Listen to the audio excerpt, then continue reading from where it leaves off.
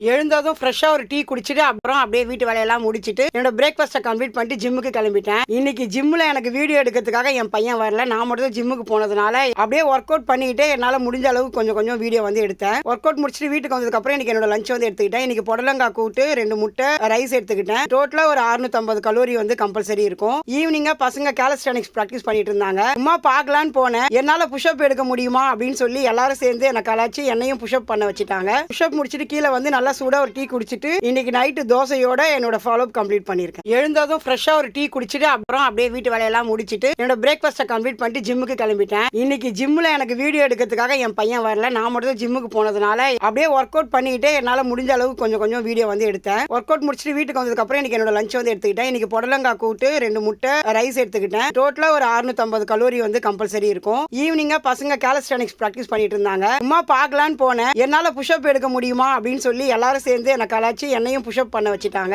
Push-up முடிச்சுட்டு கீழே வந்து நல்லா சூடா ஒரு டீ குடிச்சிட்டு இன்னைக்கு நைட்டு தோசையோட என்னோட ஃபாலோ அப் கம்ப்ளீட் பண்ணிருக்கேன்.